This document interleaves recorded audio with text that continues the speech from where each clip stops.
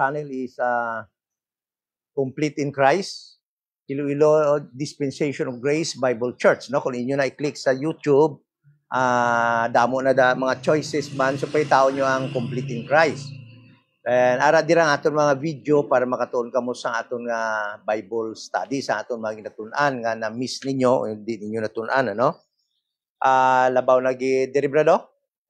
Labaw na gid sa para may upod dira si brado, pares kamo dagko nga daan. So parang masundan ninyo ang aton Bible study. So ang Book of Romans nga aton gina series subong, makita naton dira ang paano ka wretched ang tao, walang magawa, no? It was actually God kung tingnan natin sa Book of Romans, gave up. Kumbaga nga, o dumating sa panahon na sabi ng Panginoon, bahala na kayo dyan sa buhay nyo. Parang ganon. Para ba yung napuno na rin, no? Ang Panginoon, at sabi niya, bahala na kayo dyan, ayaw niyong kumilala sa akin, ayaw magsamba sa akin. Then, dumating yung panahon na God condemned humanity, no? It was condemned by God to punishment, eternal punishment.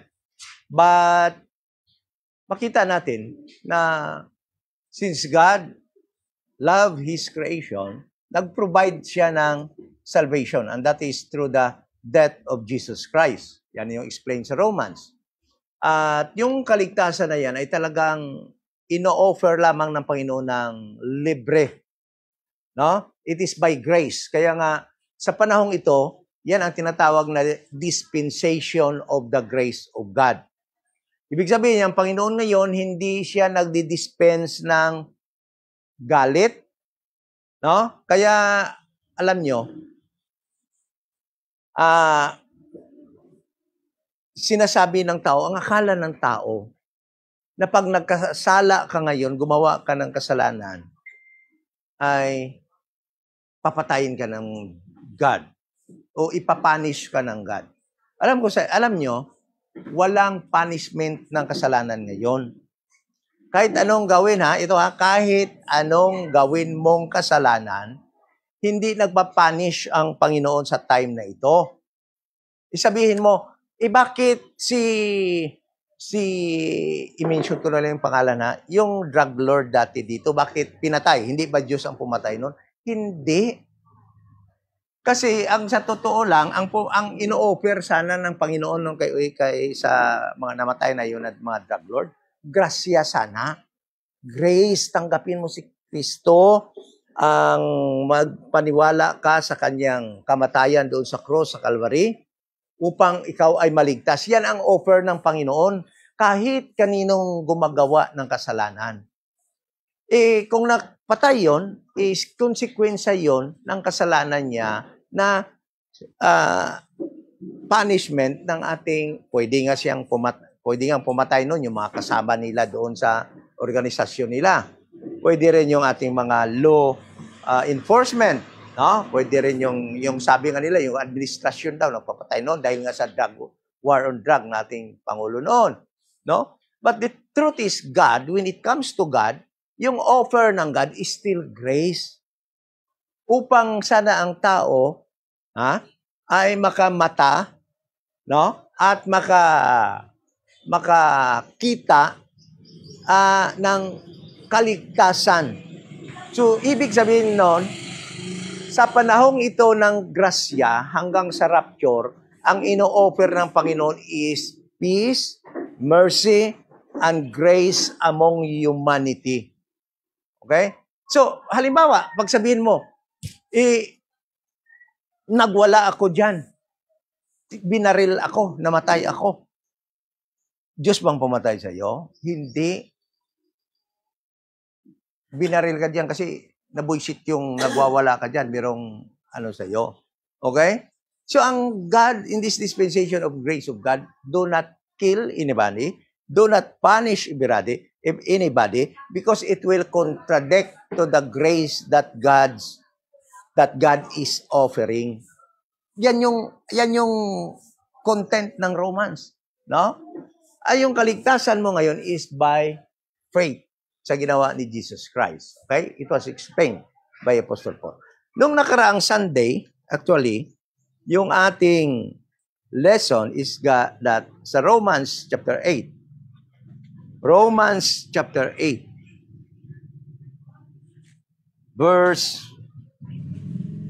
Sa Romans chapter 8, no? At ando doon tayo nung nakaraan sa verse 12, no? Hanggang verse 10. Okay, verse 11 hanggang verse 18, no? 18.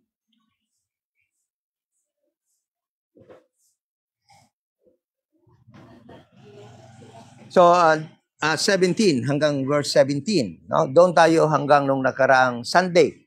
At makita natin doon, pinag-aralan natin na yung book, itong verses na ito, ay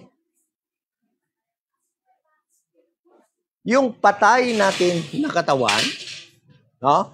Yung patay natin na katawan because of sin, dahil sa kasalanan, ay anong nangyari? Sa patay natin katawan, binuhay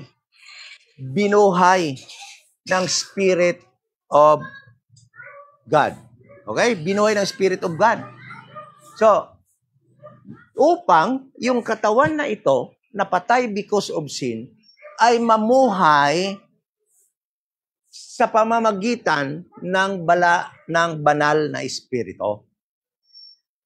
Pwede yun. So, ibig sabihin, yung patay nating lawas, diniliver tayo dito sa patay na katawan, nung nakarang Sunday pa, nung nakaraan pa, ang ating pinag-aralan is that the Spirit of God, Jesus Christ, delivered us from this body of death. No?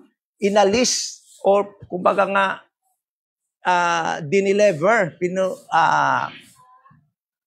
kinuha tayo ni Jesus Christ sa body ng kamatayan na ito by sealing us ng Holy Spirit by the time we believe the gospel of the grace of God. At yan yung nangyari sa Colossians nung yung circumcision not made with hands. Okay? Spiritual circumcision. Then, next verses ay upang makapamuhay itong katawan na ito na patay because of sin, binuhay din ito ng Holy Spirit that dwells in us. Okay?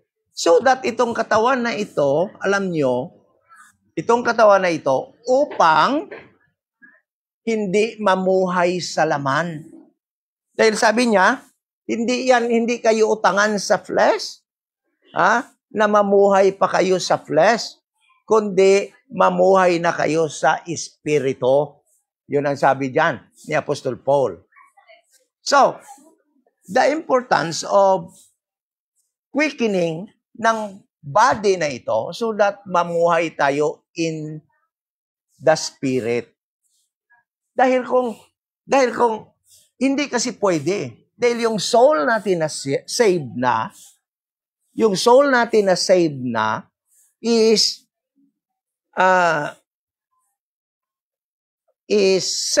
was saved by God so that it can live a Spirit-filled life.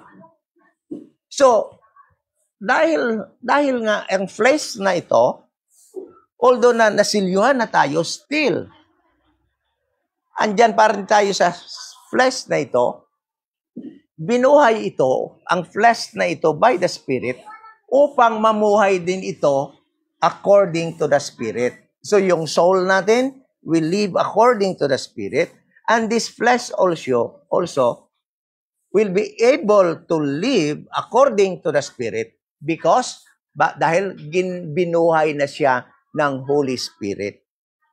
So ibig sabihin,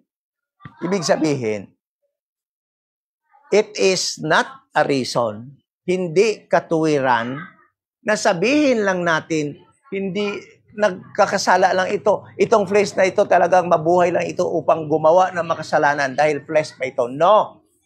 Binuhay na ito mula sa kamatayan ng kasalanan. Kaya ang flesh na ito is capable na talaga mamuhay according to the Spirit. Minsan kasi kinakatwiran na lang natin yun eh. Ay, hindi ko talaga maiwanan yung ganong masamang gawain dahil nasa flesh pa ko. No. Sabi ni Paul, binuhay na yan. Binuhay na yan upang maglakad na sa Spirit. Okay? So, kaya alam nyo, minsan matempt kita magpaniwala na as long as we are in this flesh, hindi tayo makagawa ng mabuti tuloy-tuloy. No. Hindi. Mali yun. Dahil nga, kung paniwala mo na andyan ka pa sa flesh, yun. Ikaso nga, inalis na tayo doon sa flesh at binuhay na yung flesh na yan ng Spirit upang mamuhay din ng righteous life. Okay? So, sa umagang ito, yung pag-aaralan naman natin is yung verse 18, no? Kung abot tayo sa 23, verse 18 to 23. At ito yung sinasabi dito. Verse 18 to 23. Yung title ng ating pag-aaral ngayon is The glorious manifestation of the sons, the body of Christ. Of the sons of God, the body of Christ. Ito. Ingat dito ha. Sabi niya dito, for I reckon that the sufferings of this present time, not worthy to be compared with the glory which shall be revealed in us. Verse 19, for the earnest expectation of the Creator waited for the manifestation of the sons of God. There will come a day, may araw na darating, tandaan nyo to, that we believers, members of the church, the body of Christ, as one body, will be manifested unto all God's creation. Alam nyo yan? Napakaganda ng verse na ito.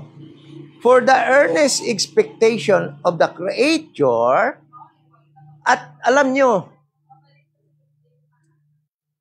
alam ko na tayong mga believers na ligtas by believing the gospel of the grace of God, deep inside, we long for that day. Inaasam-asam natin yung araw na yon ng rapture. Inaasam-asam natin yung araw na yon.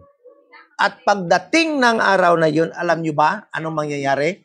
It is a glorious manifestation of the church, the body of Christ, the sons of God, of this dispensation of the grace of God. Ibig sabihin nun, tayong lahat ay makikita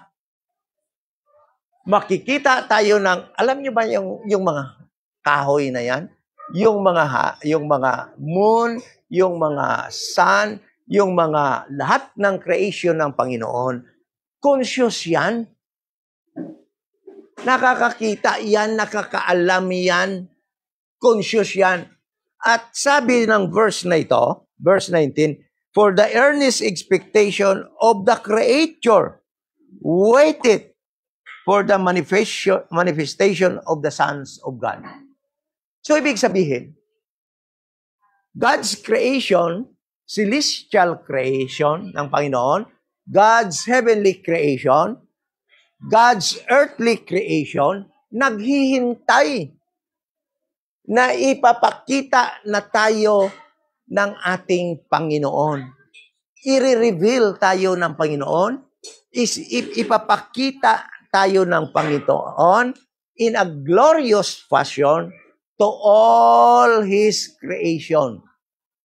The church, the body of Christ. alam nyo, Alam niyo sa time na yan, yung talagang inaasam-asam ko, makita ang presensya ni Jesus Christ at ang presensya ni Apostol Paul. Our pattern, our Savior, our God, the Creator of everything, and our pattern, the first member of the church, the body of Christ, Apostol Paul. Yan ang inasam-asam ko. Ha? Sa panahon na yan, tayo ang star.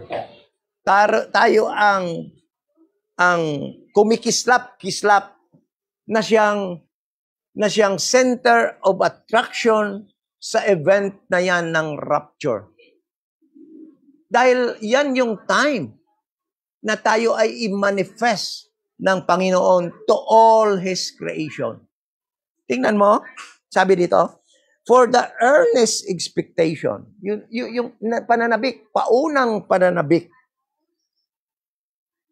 ng creature, lang lahat ng ginawa ng Panginoon. Waited, nabang naghihintay for the manifestation of the sons of God. Baka sabihin nyo dito, brother, son of God man na, sons of God. Sino bang sons of God? In this dispensation of the grace of God, tayo, yung tinutukoy sa verse na ito, that sons of God. Plural. Okay? Sons of God could mean the angels. Okay? The angels, the earthly people of God, the group of Peter, they are also called sons of God. The angels were also called the sons of God.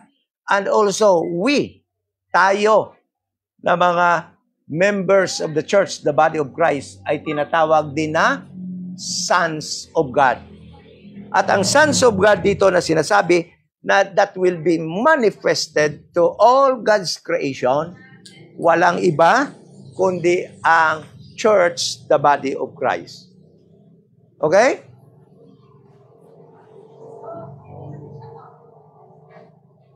Sabi ni Paul in verse 18, for I reckon that the sufferings of the present time are not worthy to be compared with the glory which shall be revealed in us. Alam nyo, at this moment of time, during Christ or God's manifestation of the church, the body of Christ, and to all God's creation, sabi dito sa verse 18, sabi ni Paul, for I reckon the sufferings of this present time, that time are not worthy to be compared with the glory which shall be revealed in us. At that moment of time, the church, the body of Christ, shines, as glorious as Jesus Christ. Napaka-glorious titingnan. Ng time na yan na ipipresent tayo ng Panginoon to all His creation.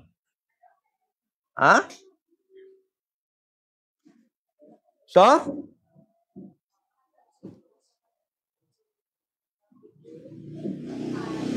but let us examine also verse 18. Sabi dito, verse 18, for I reckon that the sufferings of this present time. So, believers, in this present time, before God's manifestation of His sons, the body of Christ, because before that glorious manifestation, it is normal for us to suffer. In this, saan tayo magsasuffer? Doon, in our heavenly eternal place in heaven? No. Sabi dito, For I reckon the sufferings of this present time. Of this present time. Sabihin ko sa inyo, sa time na ito, itong present time na ito, there will always be sufferings, no, na dadanasin ang body ni Christ before that glorious manifestation. Kaya, sufferings, sometimes from our from fellow citizen,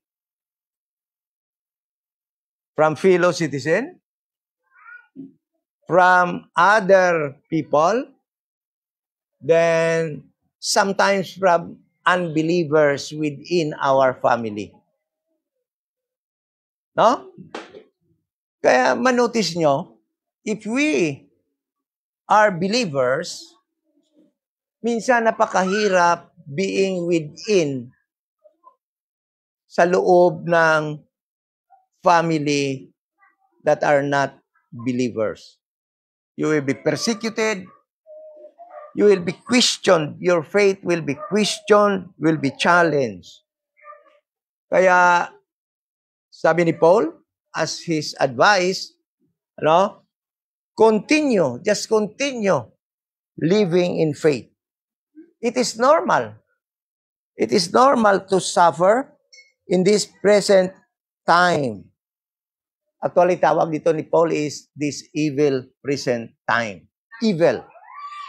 Kaya nga makikita talaga natin, sa ating gobyerno, sa system ng ating sinusunod, kasi hindi naman tayo hindi pwede sumunod sa ating gobyerno. Napaka-evil. Because this world is, sabi ni Paul, is evil present world. Saan ba yung hindi evil na world? Yung ating pupuntahan. Yung heaven. At doon pa lang natin yan kamtan, yung free of evil na pamumuhay doon sa heaven with God. Do not expect in this world na magiging maganda yung sitwasyon. Pasama ng pasama. Yung presidente nga natin, di ba? Dati, sino ba naman mag-expectar na gano'n yung danasin niya ngayon? Because this world actually is evil. Devising evil, to destroy others. Kaya yun. Kaya pray. Pray. Hindi naman to, do not pray for, tawag dito. Pray. The most important thing, ang pinaka-importante na laman dapat ng dasal mo, dasal natin, na yung members ng ating family will also become members of the church, the body of Christ. Alam nyo, kung yan ay magiging mangyari sa atin,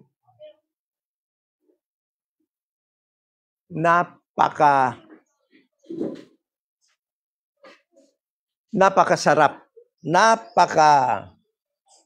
tawag dito,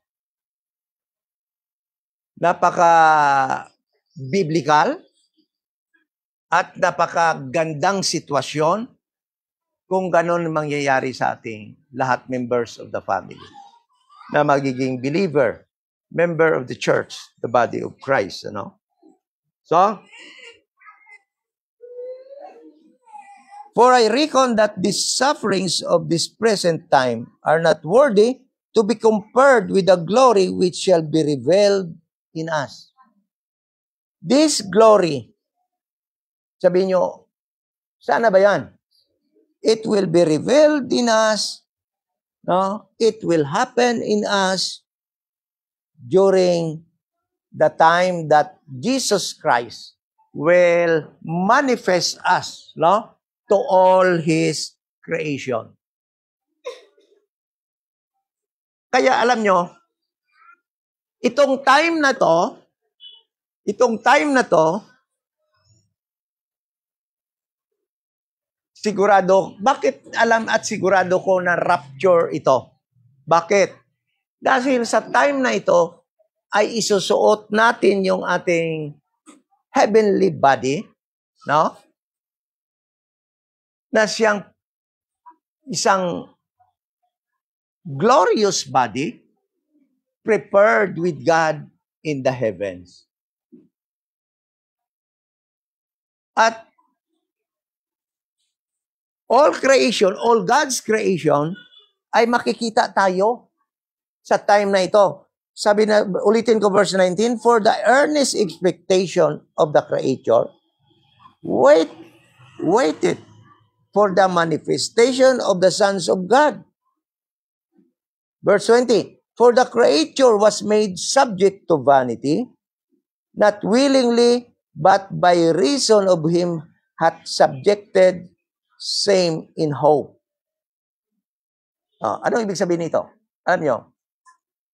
All God's creature was made subject to vanity. Ano ibig sabihin ng vanity? Sa kawalang kwenta. Okay? Ibig sabihin, subject to corruption, mamamatay. Subject to corruption. And sabi ng verse, it was not their choice. Not willingly. But by reason of him who hath subjected the same hope. Sino ba talagang, bakit ba talaga? Bakit ba talaga yung lahat ng creation ng Panginoon, earthly creation, ay nagiging subject to vanity? Sino ba sa atin ang naglagay doon sa ganyang sitwasyon? Sino ba naglagay sa atin doon? Nailagay tayo ng Panginoon, lahat ng kanyang creation, to death or corruption, mawawala, mamamatay, no? Vanity, because of Adam and Eve. Dahil sa ginawa ni Adam and Eve, di ba? Kaya nilagay tayo dyan ng Panginoon sa ganong sitwasyon. Lahat ng creation niya. Okay? Then verse 20, because the creature, at yung creature na yan, na subject to vanity, no? Itself also shall be delivered from the bondage of corruption. Lahat ng mga bagay na yan, yung niyog na yan, mamamatay yan, yung kasya na yan, mamamatay din yan. Kahit anong laki niyan, no? Makukurap yan. Because it was subjected by God unto corruption because of what Adam and Eve did, no? Dahil sa kasalanang nagawa nila, everything was put into corruption. Mamamatay lahat. Kaya yung lahat ng bagay na yan na ginawa ng Panginoon, sabi dito, because the creature itself also shall be delivered from bondage of corruption. There will be a time. The reason, ibig ko sabihin ganito yon. Bakit yung mga creation naghihintay, umaasam-asam, na i-manifest na ng Panginoon ang mga sons of God, the church, the body of Christ, dahil, yan ang time na yan, hindi magtatagal pag nangyari yan, ay ang creation na subject sa vanity or corruption will be also delivered by God from that situation. Kaya nga, kumbaga nga, kaya nga sila na nabik, makita na nila yung sons of God, mamanifest na ang body ni Christ, because in the near period of time, sila na rin ay mababalik sa dati nilang sitwasyon. Mari-restore na rin sila sa sa kanilang kalagayan na hindi na under or subject sa corruption. So makita natin, no? So the reason bakit itong mga creation ng Panginoon ay nananabik makita na manifest ng body ni Christ dahil alam nila na hindi sa panahong yan, sila din mismo ay ma-deliver from corruption or sa kamatayan. Okay? Because the creature itself also shall be delivered from the bondage of corruption into the glorious liberty of the children of God. It will be delivered by God from corruption, from the bondage of corruption, into the glorious liberty.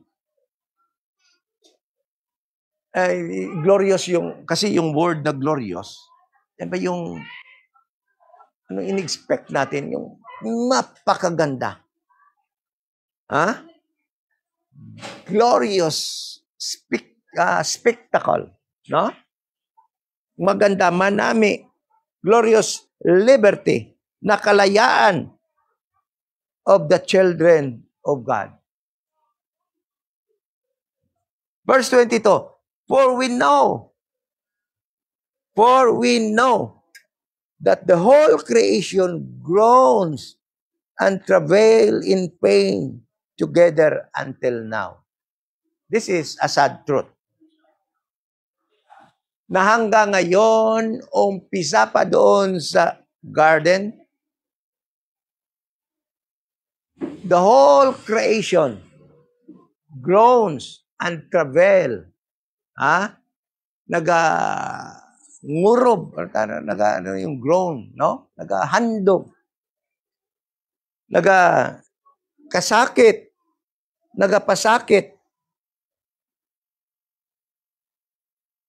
Together until now.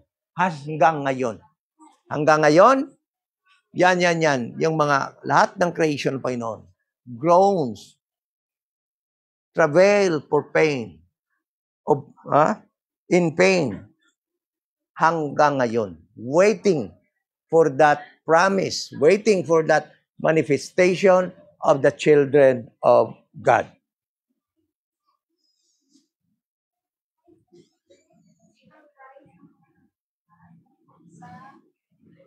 Verse 23, and not only they, but ourselves also. Kita mo? Kaya nga, Kaya nga, ito tanong ko sa inyo. Hindi nyo ba yan? Hindi ba kayo nag-grow? Para bang grabe na earnest expectation. Sana, ayun na. Sana mag-rapture na. No? Sana dumating na yung panahon na yan. Sana maisuot ko na yung aking bahay sa langit, yung aking katawang langit. Baka ito, titingnan ko. Dadalhin ko kayo kung ano yung katawan nyo sa langit. 1 Corinthians 5. 1 Corinthians chapter 5, verse 1. Ito yung katawan natin sa langit. Na isusuot natin. 2 Corinthians 5. For we know that if our earthly house, yung earthly house natin, itong katawan natin, of this tabernacle were dissolved, we have a building of God, an house not made with hands, eternal in the heavens. Kita mo? By the time that God will manifest us into all His creation, the church, the body of Christ, we are inside of this house. We are wearing this heavenly body not made with hands. Alam nyo, kaya isa yun sa mga ginogrow natin, di ba? Ginahandom natin. Pag abot sina nga time, isuksok ko na ng lawas ko nga to sa langit. Hindi ka mo ka grown sina? Yan na din natin ini-expect. Sabi niya, for not only they, but ourselves also, which have the first fruits of the Spirit, even we ourselves grown within ourselves, waiting for that adoption to wit, the redemption of our body. that heavenly body of ours will be redeemed during the rapture. Ha? O silingon aton redemption is different from resurrection. Dito sila nagkamali. Dito sila nagkamali na hindi sila maniniwala ng soul rapture, that rapture without the body, because our body will be redeemed. Ha? Tutubusin natin doon sa langit. Redemption is different from what? Resurrection. The body of them that will live on this earth, yung mga tao ng Diyos na titira dito sa mundo for 1,000 years, ay i-resurrect yung body nila. But tayo, natitira doon sa langit during this glorious manifestation of the sons of God, we will redeem our body up there in heaven. Kaya wala tayong resurrection bodily. Ours is rapture, soul rapture, so that it will be brought by God to heaven, so that we will redeem our body that are waiting there in heaven, no? Upang ating isuot doon habang tayo doon natitira sa langit. Okay? And not only they, but ourselves also, which have the first fruits of the spirits, even as we ourselves groan within ourselves, waiting for the adoption. Alam nyo, isa na mangyayari sa atin by the time ng glorious manifestation of the church, the body of Christ, is the adoption. Doon na mangyayari yung adoption.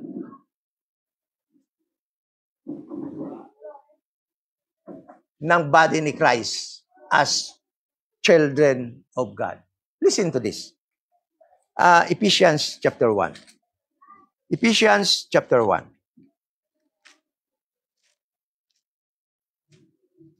Ephesians chapter 1 verse 4 to 5. According as He hath chosen us in Him before the foundation of the world, that we should be holy and without blame before Him in love. Verse 5, having predestinated us unto the adoption of children by Jesus Christ. Predestinated. The church, the body of Christ, naka-predestinar na. Ang ating pupuntahan sa darating na panahon, by the time we will be manifested by God unto all His creation, during the rapture, isusuot natin yung body na yan, na pinipreparar ng God doon sa heaven. Then, at that moment of time, our adoption as children of God will be materialized. Predestinated, ibig sabihin, hindi pa yan nangyayari, naka-predestined pa lang tayo, but during the time, by the time of rapture, by the time we will be manifest, the body of Christ will be manifested by Christ, no? Unto all His creation. That's the time. Adoption of the children of the believers, members of the church, the body of Christ, will be materialized. Okay? At that moment of time, we will be legally children of God through adoption. Alam nyo,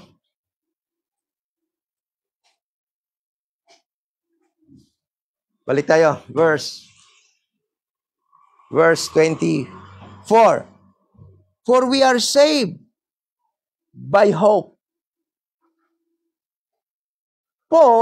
Gusto ni Paul ipaliwanag that these things are all in the future. Sa darating na panahon mangyari. For we are all saved by hope. But hope that is seen is not hope. For what a man seeth, why does he yet hope for? So, Paul at this moment of time would like to encourage the believer to continue hoping for this reality, for these things in the future. Yan din tayo ngayon eh. That is faith, hope. Inaasam-asam natin yan, inaasahan natin yan. Ano bang hope sa Ilonggo? O ginalauman nato na matabo. And our hope, based on truth, that was revealed unto Paul by the Lord Jesus Christ.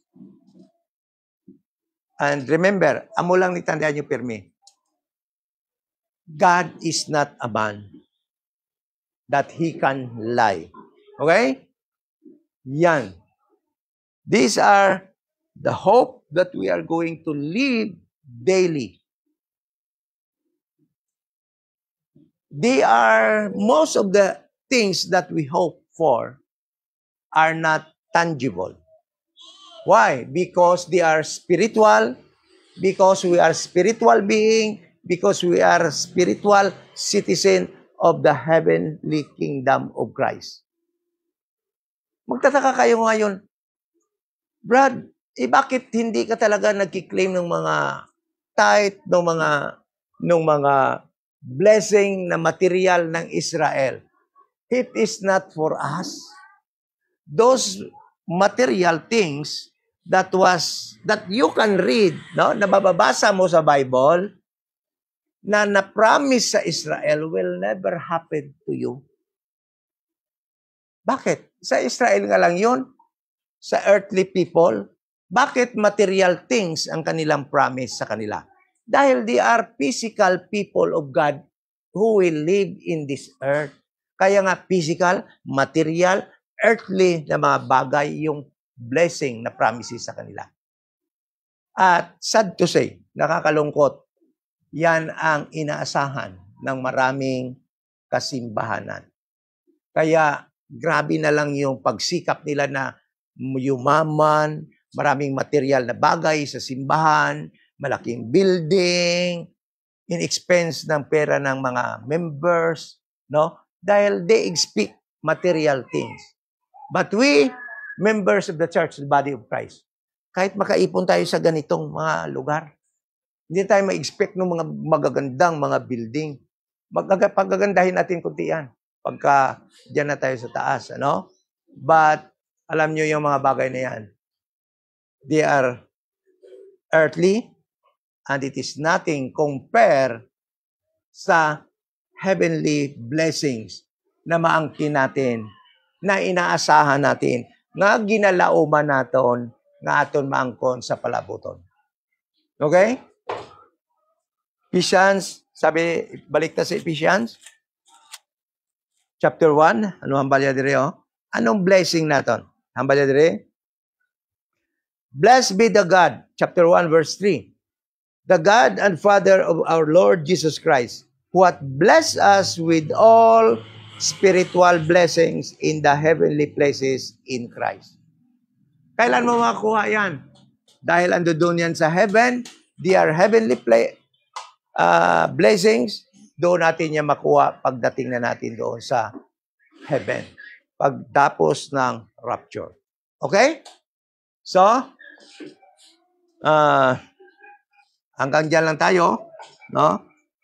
Upang tayo ay makapag-proceed sa next natin na study. Any question about sa ating study ngayon? Hindi ka mga subumbero for moment this time. Kung napatay ka, hindi mo pa masok-sok yung mga slot for the heaven. Hindi pa, Brad, kay matulog anay, soul sleep, di ba? No? O rapture gina. Dito mo gina masok-sok. Kaya magtulog ka, madunot na ni mo physical body, your soul will sleep temporarily, maghihintay ng rapture. Okay? So, na-discuss na nato na sa aton soul sleep, no? So, amo na nga ang iban, expect nila, dito dahil sa langit. Pero hindi. Never. Ang naghatag confusion sina is ang teaching doon para sa Israel. Kasi sa Israel talagang pupunta doon sa Abraham's bosom. Akala nila pupunta na ang kaluluwa doon. Kasi yung teaching diyan sa Ephesians na dinala na daw ni Kristo yung heaven doon, no umakyat siya. Hindi 'yon. Wala, maling-mali 'yon, walang ganong teaching. Okay? Yung third heaven daw dinala na So, any more question? Bago tayo close. Nick, ang aton nga gusto ko ang aton nga ma-start kita mga kung gina temprano pa sila ni ma'am Tani maka-start kita mga 10 gid para tawag nito. Maka stop ta 11 then continue sa kanina. Aton Q&A. So any question, wala si damo pa mangkutan ito. Sino 'yon? Si Brad, si Brad, basi may pamangkot si Brad, May pamangkot ka, Brad? Okay. Brad Arnold, ano pa? Hindi gid. So,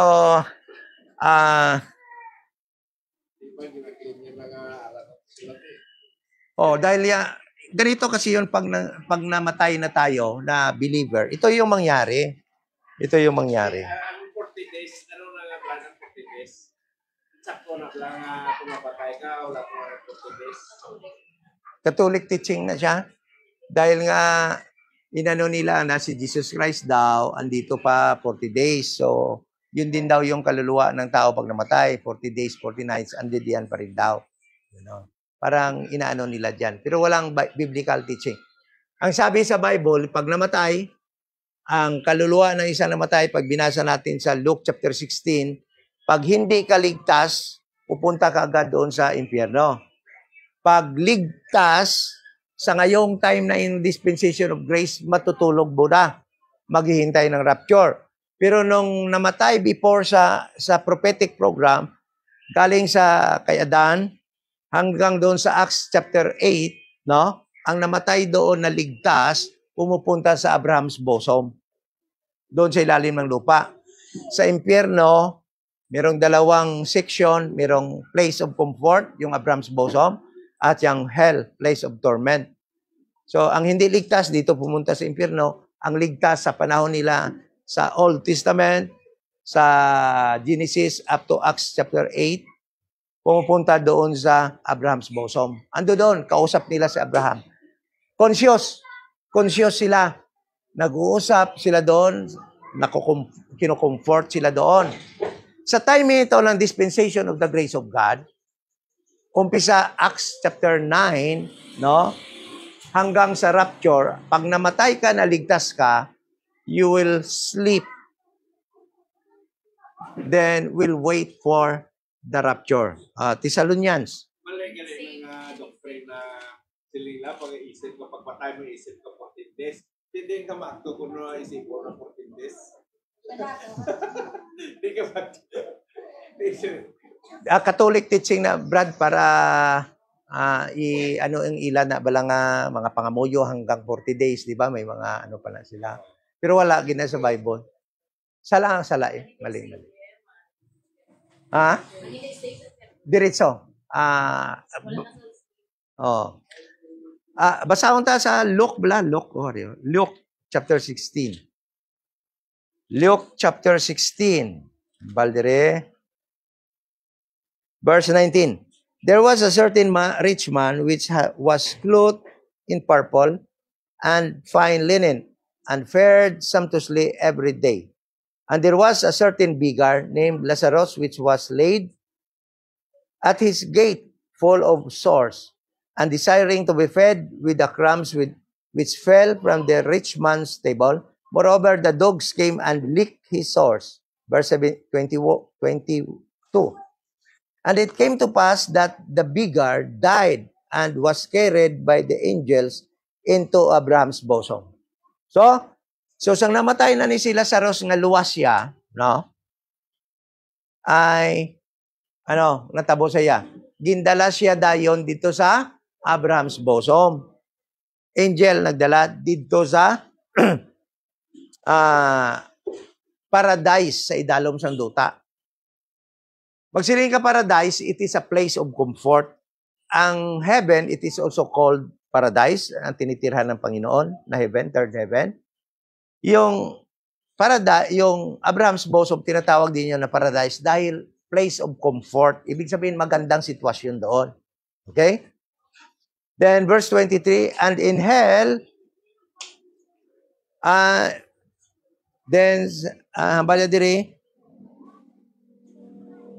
the rich man also died and was buried. So, talagang nililibing. And in hell, he left up his eyes, being in torments, and seeth Abraham afar off, and Lazarus in his bosom. So, namatay din yung rich man. Sigurado hindi siya luwas, Hindi ligtas. Namatay siya, nilibing siya, paggising niya, saan siya? Nagbilang pa siya ng 40 days? Wala naman. Di ba? So, pagkagad-agad, dito na siya sa impyerno. So, bakit kita niya si Abraham at si Lazaro? Kasi yung impyerno at saka yung paradise, yung Abraham's bosom, ay magkatabi lang. Yung nagdi-divide sa kanila, yung gulf, transparent gulf. Okay? Na makikita din yung sa kabila. So, si Abraham, kitang-kita niya yung rich man, kita ni Lazaro yung rich man, naghihirap doon sa kalayo, sa init doon sa place of torment or hell. So, dito naman sa kabilang hell, na tinatawag na place of comfort, ando doon si Lazaro, at saka yung Abraham, Samuel, sila David, including Adan, including Abel, including Noah, ando doon sila lahat sa paradise. Ay, ito, hanggang ngayon ando doon sila. Oh. Ando doon sila ngayon. Bakit? Naghihintay sila ng resurrection. Kailan ang resurrection? Doon pa second coming ni Christ. Bakit na sila i-resurrect? Kasi titira na sila sa 1,000 years kingdom ni Christ. Okay? May mga Gentile din, yung mga nag-proselyte.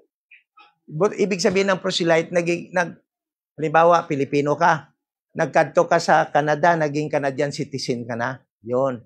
Kasi pag nag-proselyte sila, nagiging Jewish citizen na sila, they will be given to access na mag-perform ng requirement ng God na para maligtas ang mga Hudiyo. Yung Gentile na yon, mag-o-offer na rin ng animal, magsasamba na rin sa temple dati. Kaya may na siya, access paano maligtas ang mga Diyos. Pero hindi sigurado na maligtas ka rin pag nag-Jewish citizen ka. Depende yon sa pag-obey mo sa faith in God and obedience to the requirement of the faith during the time. Sa time ni John the Baptist, faith in God, ma-offer sang mga offering sa temple, then kinahanglan magpa-baptize ka sa tubig, kinailangan mo pa mag-believe that the kingdom is at hand. Napakaraming ng requirement para maligtas ng time. Sa time naman ni Abel, kailangan lang siya mag-faith in God, mag-offer ng burnt offering na animal. Time hanggang kay Noah. Pagdating kay Noah, kailangan niya mag-offer ng burnt offering, mag-believe in God, gumawa ng arka para maligtas. Requirement yon sa faith niya. Kay Noah lang noon. Wala namang pinagawa na arka na iban. Yon. Ganon yung kaligtasan nila noon. Sa atin ngayon, matutulog muna. Sabi ni Paul, sabi ni Paul sa 1 Thessalonians chapter 4. Ibahin kasi natin always itong time na ito na time pass. Iba talaga yon sa dispensation of the grace of God. Iba din yon pagkatapos ng rapture, ito tribulation hanggang sa 1,000 years kingdom. So, sabi dito ni Paul sa 1 Thessalonians chapter 4, verse 13. But I would not have you to be ignorant, brethren, concerning them that are asleep, natutulog. That ye sorrow not. Ibig sabihin, yung namatay ngayon, natutulog lang. Okay? Yung mga naligtas. Ye sorrow not, even as others which have no hope. Verse 14, for if we believe that Jesus died and rose again, alam nyo, itong kaligtasan na ito, ngayon lang ito, ng Jesus Christ died and rose again, ngayon lang ito. Hindi yan kaligtasan sa panahon, umpisa Acts chapter 8, hanggang pabalik sa Genesis, walang kaligtasan na believe that Jesus died and rose again, wala. Bakit? Ito lang yan nagiging kaligtasan sa panahon ng dispensation of grace. Sabi dito, Jesus died and rose again, even so them also, which sleep, na natutulog, in Jesus will God bring with Him.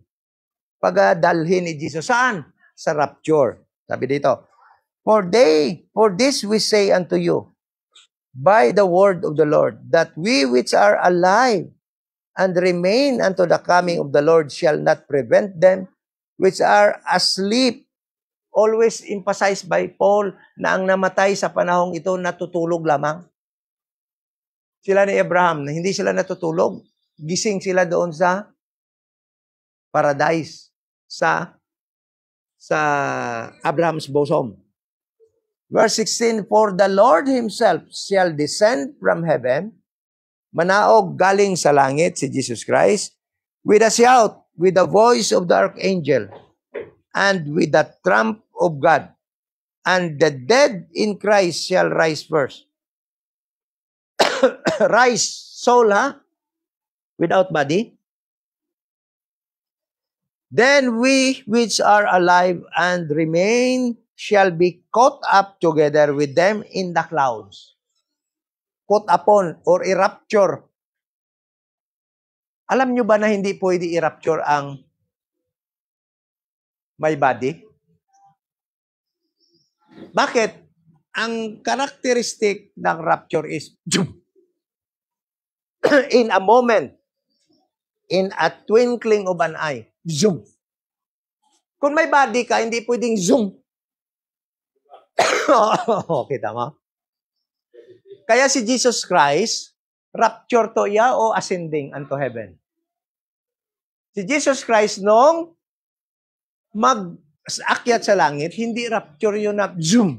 Bakit? Dahan-dahan siyang umakyat. Nakita siya, but itong rapture, nobody can see us. Bakit? Dahil walang physical body, kundi soul rapture. Kaya sabi, in a twinkling of an eye, you will be there with Christ in the clouds. Bakit? Dahil nga, soul rapture. Walang bigat dahil walang resurrected body. Bakit walang body? Dahil yung body natin saan? Ando doon na naghihintay yung body natin na heavenly body na piniprepare ng Panginoon sa 2 Corinthians 5:1. Made not with hands. Made not with physical. Cannot be touched. Yung body natin doon. Made of heavenly material. So, pag namatay tayo dito, matutulog, maghihintay ng rapture. Sabi niya dito, for the Lord Himself shall descend from heaven with a shout. Bakit magsisigaw? Bakit talaga magsisigaw? Ha? Bakit may sigaw? With with a shout, with the voice of the archangel, and with the trump of God. Bakit talagang kailangan sumigaw yung mga angel? Ano ba mangyayari kung may sisigaw? Magigising ka, di ba? Oh. Kaya yung shout na yon is for the purpose that the body of Christ, the church that are sleeping ha, ng progressive tense, ha? Ibig sabihin, hindi past tense, but natutulog ay magising. Okay? Meron ng shout of the angels, meron pang trump of God para magising. Then sabi dito, and the dead in Christ shall rise first. Yung namatay sa panahong ito, dispensation of the grace of God, will rise, babangon, without physical body, but soul. Then, sabi dito, then, we which are alive and remain shall be caught up together with them in the clouds to meet the Lord in the air, and so shall we ever be with the Lord. So alam nyo, di ba mag-rapture ngayon, tayo na buhay, yung namatay na, babangon sa kung saan sila nakalibing, yung soul nila, dilipad, pataas, walang makakita dahil nga soul. E tayo na mga buhay, ano mangyari? Yung katawan nyo yan, maiiwan lang yan dito. Aalis yung soul natin dyan, pupunta doon. Kaya ang daming patay niyan, ang daming makikitang, pag time na yan, maraming bangkay.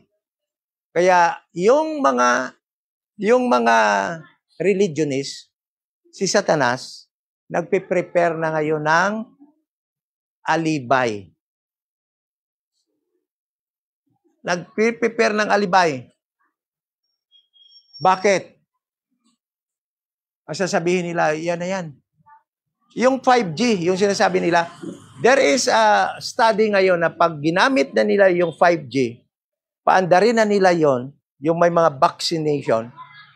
Huwag kayong matakot na may mga vaccination dahil kahit na may vaccination ka, mangyayari naman yung itong sasabihin ko sa inyo, tapos na yung rapture. Pag i-activate na nila yan, itong mga may vaccination, mga tumba lang. Kaya isasabay nila yan, pagka-rapture, sabi nila ganun nangyari. Dahil may mga vaccine yan sila, ano na lang. Yan ang study ngayon. Pag i-activate na nila yung 5G, tapos i-ano yun sa body na, sa mga na-inject na mga nanoparticles sa body due to vaccination. Yan ang katwiran nila. Pero ang totoo yan, yung iba na rapture yun. Yung isa pa another is UFO transfer. Yung mga nawala, na-transfer daw ng UFO sa ibang yung Project Blue Beam nila. Okay? So, yun. Ang increment, paano na pagbalik niya, kakwa niya na? Ang cremation, Brad, sa panahong ito, kahit i-cremate ka kasi wala naman yung body mo. Di ba? One morning ba, paano soul sleep? Ha? Kung na-cremate ka din ka kay Wai ka malagim lubong. Yung soul mo, wala problema. Tulog lang yan. Tulog man lang yan. Oo. Oo. Wai na ba? Hindi ko na subong kinalubong, aradag nga soul mo. Hindi ko increment na, di na. Wala problema ang soul, wala na problema ang soul, matulog lang na siya kung di siya na matulog. Kung di siya napatay, di ba? Hindi siya matulog. Why?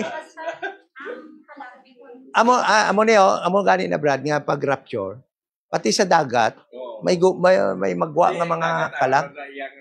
Aradaya ano? Dunot na yung mga tula na sunog na, why nakapagbalikan? Di dunot naman, bisan pa ara na siya, wala naman ang soul, hindi yan naman kinanglan tulaan mo kung namatay ka. Kundi na mo na ng soul sa kwan, sa cremation. Pitra sila gid mga sunog mo. Pwede gid. Da sa bilin.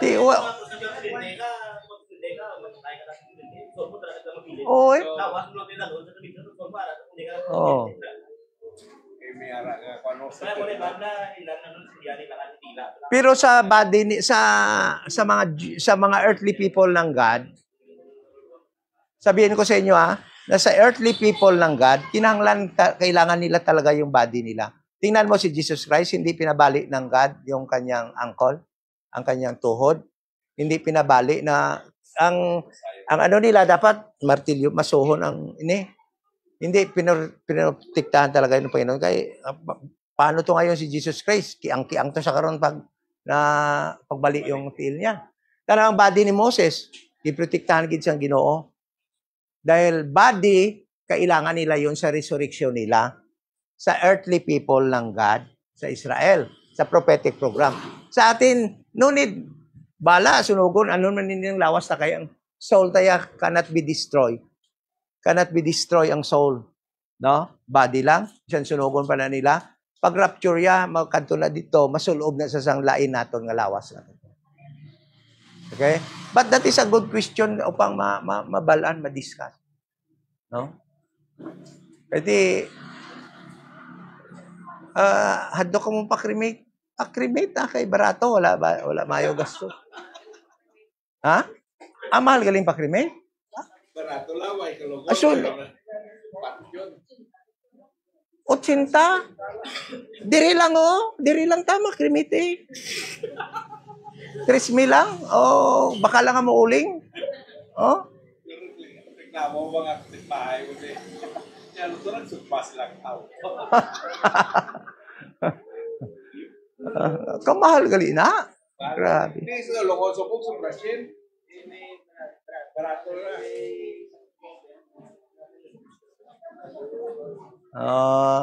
Muna. Sabay, tilaga nila na kay Kwano. Sa Gigato? Pausan pa. Okay. Sige, padayon lang pamangkot, no? Pero, pwede na ka mo inay snack. Ano to ta?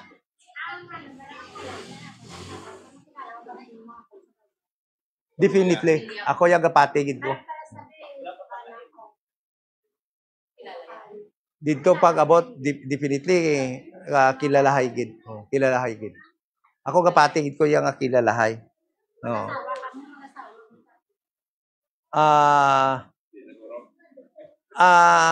Amo lang nang siguraduhon ko man nga ang asawahay wala na gid na kay sa eternal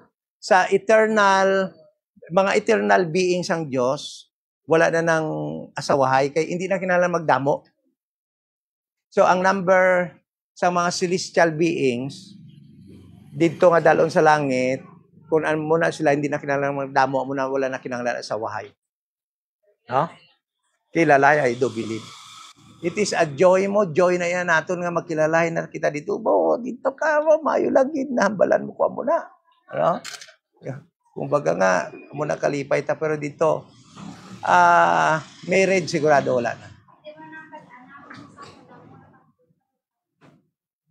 Hindi mabala na? Mga nagtatabo, wala na. Wala na natanan. It will be replaced by present heavenly events na dito. Ang mga sang una na wala na nakiti. Kung madumduman mo na, basi makahibi ka pa dito. Ginbugbog ko to niya sa una. Definitely, all things na experience sa earth will be replaced by heavenly things. No?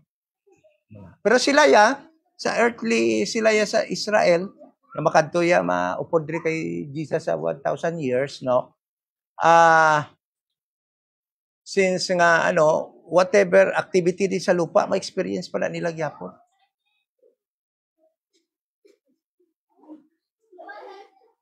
Pero ang mga Israel, ang mga naluwas kag mabanhaw na, hindi naman na sila why naman na sila asawahay. Kay eternal na sila. So paghari diri ni Kristo ya sa duta, ang mga asawahay ka magdamo pa, magbalata, ang mga natural lang nga tawo nga na-save nga buhi pagkatapos ang tribulation period. Pero atong mga sila Peter, mga naligtas to magiging eternal being naman na sila nga maupod kay Kristo, hindi na sila why na sila alasawahay. Sila to ni Peter. Kay basta eternal being ka na, hindi wala ka na sang procreation, wala na procreation.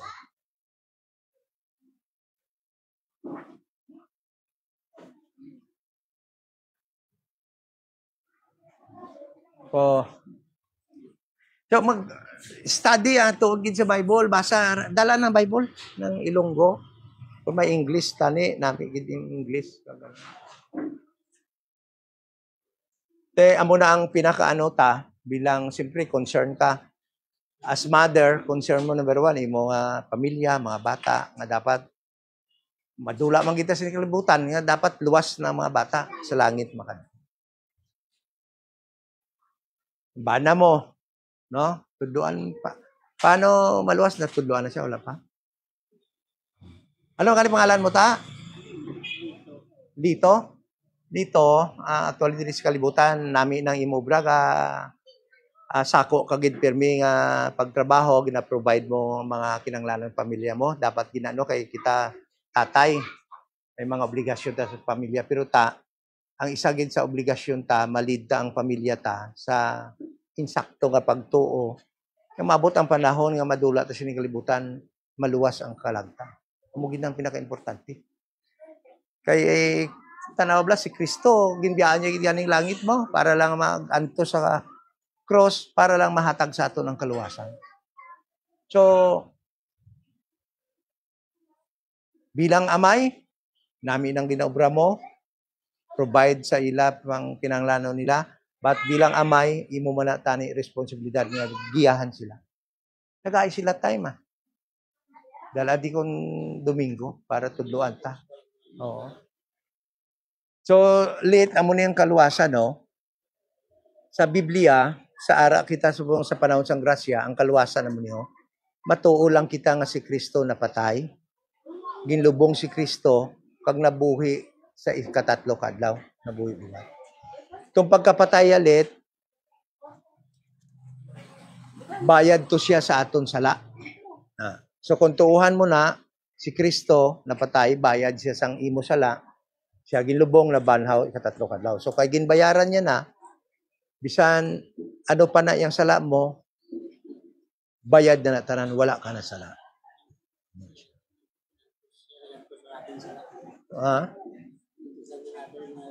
Oo, muna siya.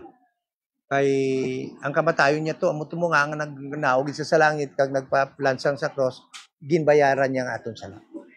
Kay hindi man magbaton ang Diyos nga may isang iban nga bayad. Kay kung kita lang mabayad, masiling sang dugo nyo, higko na yan.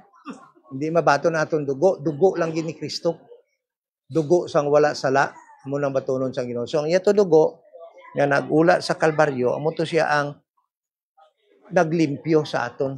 Amo to siya kumbaga nga ang cleansing, atonement, nagtinlo sa aton kalag, sa halin sa aton mga sala. Halita, tuuhan mo na Kawyata, balan mo na. Jesus Christ, napatay, bayad sa aton sala, nilubong na banhaw. Amo lang ginatuuhan para sa kaluwasan. So samtang lagko mga bata, hinay-hinay naton nga pa muklat, tudluan.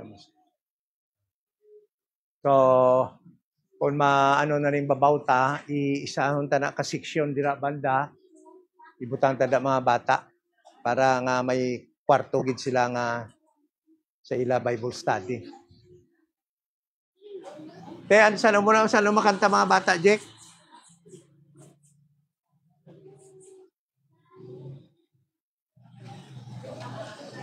Ha? Tapos bulan sige, practiceon mo sila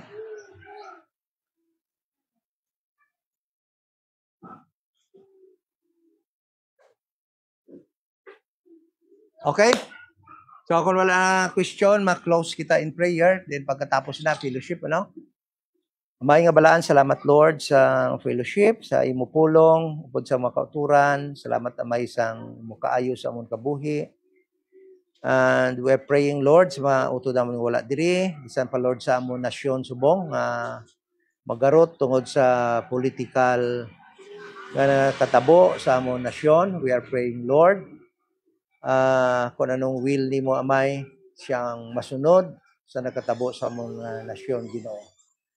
And wala kami kabalo kung ano Lord ang madangatan sining amon nasyon, apang ang nabalaan namon nga ining evil world is being controlled by evil people. At salamat nga kami safety sa imong mga kamot bilang members of the Church of the Body of Christ. Na may ara kami maasahan, masaligan, kag imo kami ginsiparar sa sining kalibutan. May ara kami sang system nga amon masunod gikan diri sa imo instruction sa amon from Romans to Philemon. Salamat Ginoo Lord sa imo kaayo, salamat sa imo gugma. We are praying magapadayon kami sa sining abuluhaton samtang kami padayon man nga nagahulat sa imo pagkuha sa amon pinagi sa rapture. Thank you so much sa mga kabataan, sa mga parents nila nga ari subong willing magtuon sa imong mga pulong. We pray in Jesus name. Amen.